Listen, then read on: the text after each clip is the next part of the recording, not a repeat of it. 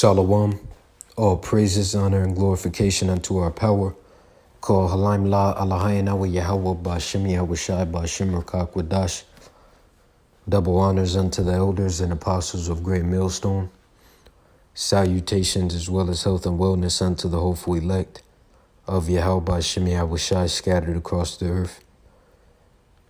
This is your brother Rai coming to you with another lesson. And Lord willing, this lesson will be entitled, Majority of these women don't contain the word of the Lord as their standard. And Lord willing, the elect of Yahweh Ba'Shem Yahushai be edified. And, the word of the Lord is indeed the standard, in the determining whether something is right, wrong, true, false, so on and so forth, right?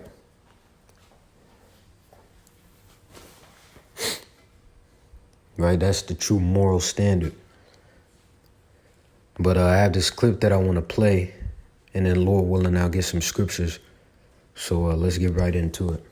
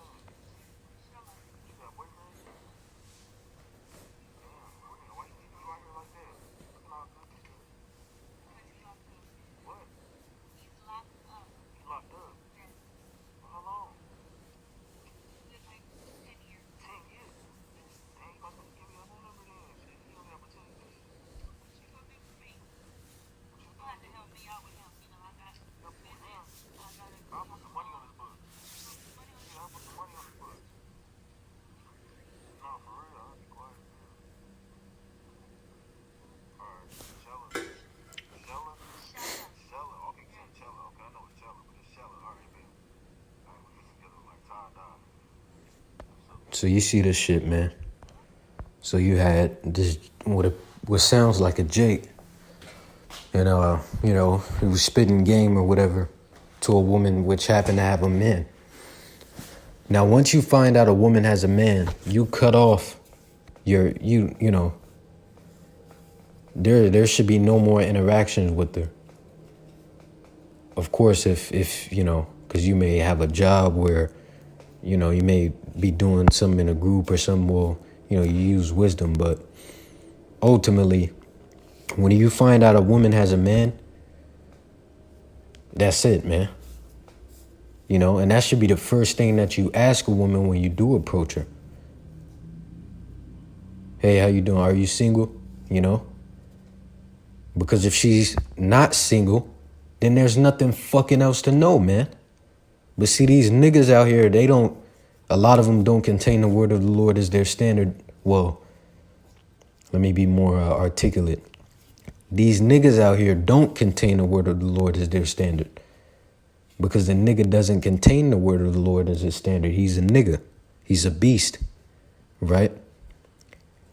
And that's what majority of Jake is, man. Right? And the same thing for you women. Majority of you are a goddamn beast. There's no loyalty. There's no true commitment. Goddamn beast. A beast is wild. Right? A beast doesn't have order. But man does. But you bitches out there, man, a lot of you are beast. You're not even true women.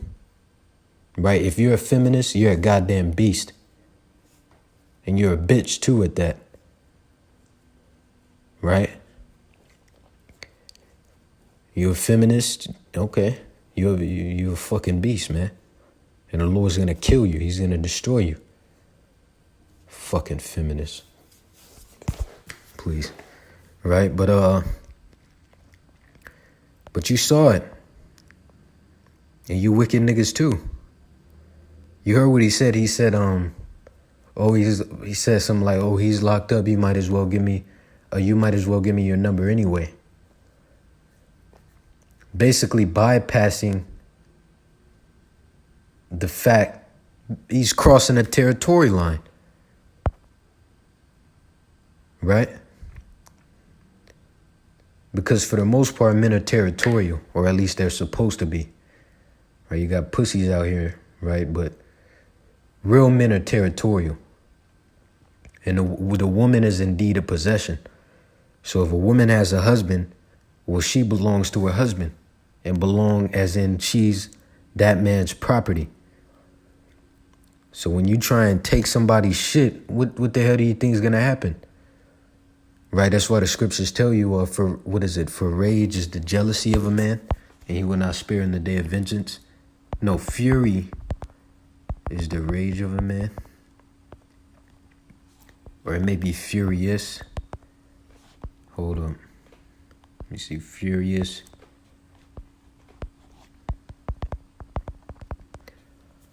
This is the book of Proverbs. Shit. Okay, here it is. Proverbs, the 6th chapter and the 32nd verse. And it reads, "But whoso committeth adultery with a woman lacketh understanding. He that doeth it destroyeth his own soul. A wound and dishonor shall he get, and his reproach shall not be wiped away. For jealousy is the rage of a man, therefore he will not spare in the day of vengeance. He will not regard any ransom, neither will he rest content, though thou givest many gifts. See? Right? You have these, man, this place is just corrupt. You have women out here that'll have a man and have a bunch of fucking male friends. If you're a woman and you have a man, then you shouldn't have no goddamn male friends. You shouldn't have other men's numbers. Fuck no, man. But that's what you have. Right? This is all according to the word of the Lord. Sit not at all with another man's wife. So once you find out a woman has a man, your interactions with her are limited, man. Right? Especially if it's like out in public, you meet a woman, you approach her. Once you find out she has a man, there's no more fucking questions to ask. You know? Oh, well, what's your name? No, fuck no. You don't need to know her name, god damn it.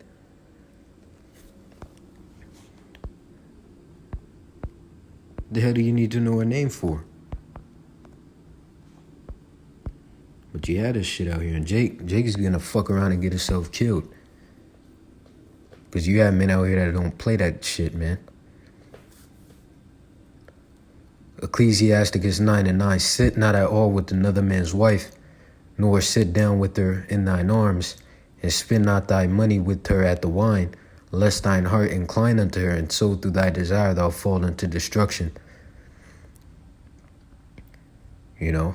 Now, of course, if you find out your woman committed adultery, the best thing to do is just leave. But what you would do in the ancient, you know, that bitch would be put to death. But if you do that now, you're getting locked up. So you got to use wisdom. If you get locked up, how are you going to teach the truth? If you're a teacher, right? So you got to, you got to really, that logic has to kick in. You know, I just wanted to push that out there as well. You got to use wisdom. But that's why it's best to just be alone, as the elder Apostle Gabar has stated, man, multiple times, you know. It's less bullshit, you know. It's more simple, you know. But let's see. All right, let's get some scriptures. Let's get the book of Ecclesiasticus, the 7th chapter. Ecclesiastes, the 7th chapter, and the 28th verse. And it reads, 26 is where I'll start. "And I find more bitter than death the woman whose heart is snares and nets, and her hands is bands. Whoso pleaseth the Most High shall escape from her, but the sinner shall be taken by her. And the scriptures say a wicked woman is given as a portion to a wicked man."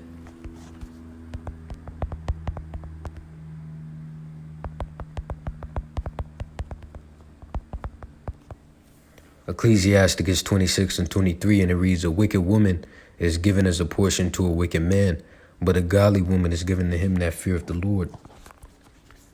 Right?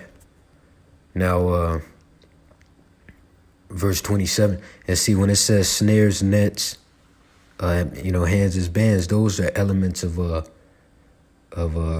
catching, right? Or those are elements of trapping, right? Verse 27, behold, this have I found, saith the preacher, counting one by one to find out the account, which yet my soul seeketh, but I find not. One man among 1,000 have I found. So, and this is King Solomon speaking. So, King Solomon found one man among 1,000 to be righteous, but a woman among all those have I not found. See that? So he didn't find one righteous woman. And there's more women than men, which is, that's how the Lord has it set up that way for a reason. The Lord has it set up that way, and it's of course it's for a reason, right? Which that also shows that men are naturally polygamous, right? But that's how it's set up. For every woman to have a husband,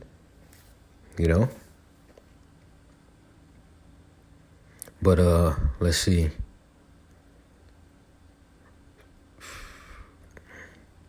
Okay, Ecclesiasticus 25 and 19. Shit. This is Ecclesiasticus 25 and 19. And it reads, all wickedness is but little to the wickedness of a woman. Let the portion of a sinner fall upon her, which the portion of a sinner is death, because the wages of sin are death.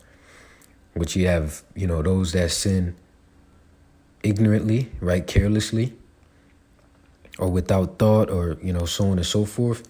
And you have those that sin unwillingly, right? They sin because they're in sinful flesh full of sin. But their mind is after perfection, which is, hey, that's how we are, man. But we still do sin. We fuck up, we slip, but there's a difference between the two. And the Lord, he sees that, of course, right? Let's see.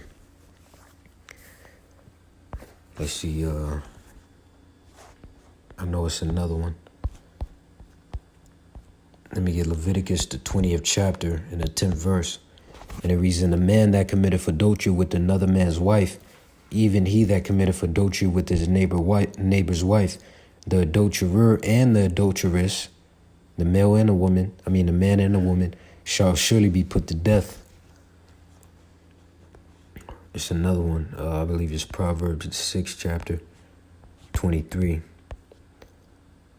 No. Look at that. Proverbs 6 and 26. Well,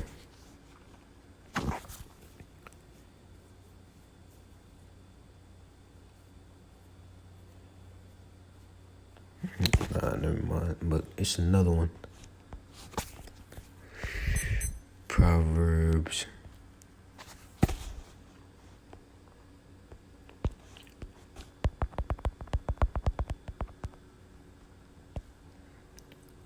This is Proverbs 30 and 20.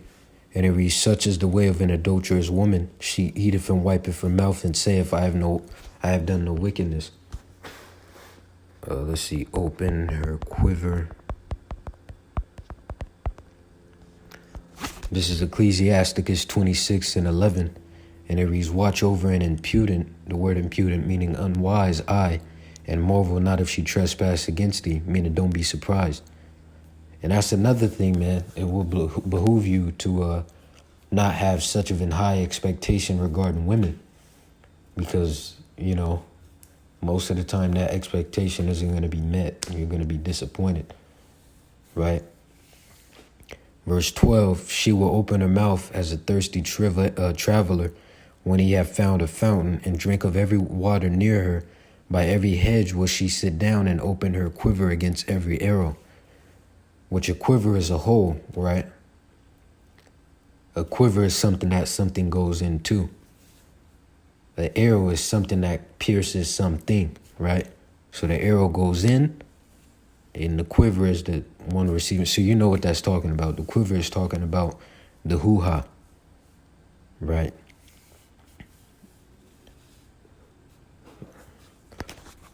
So this is dealing with an adulterous woman.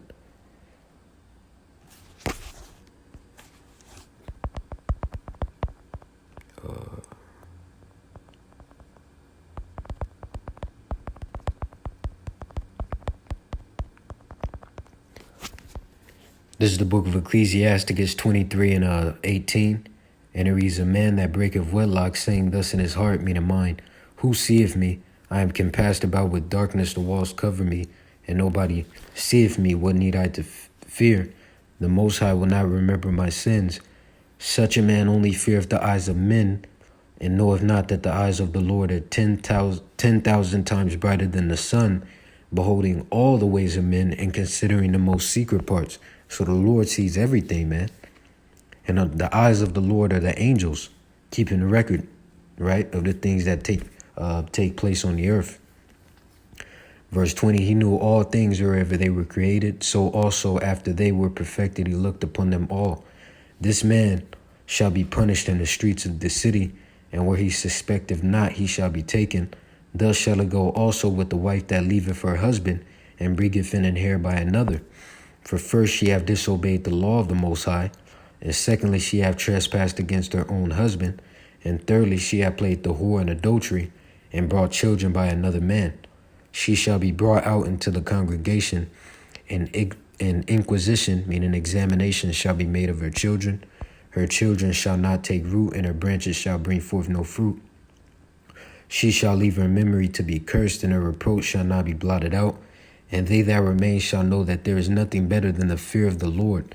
And if you fear the Lord, you're not going to do these wicked things, man.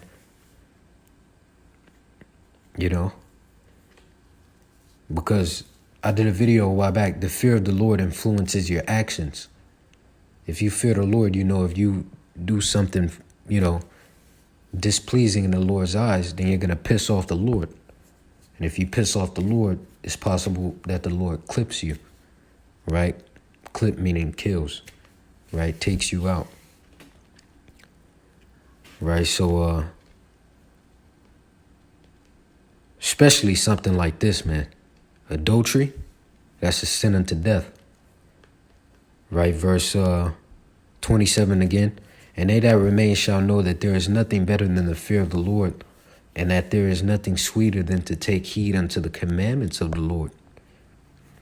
Verse 28, Lord willing, I end with this. It is great glory to follow the Lord and to be received of him as long life.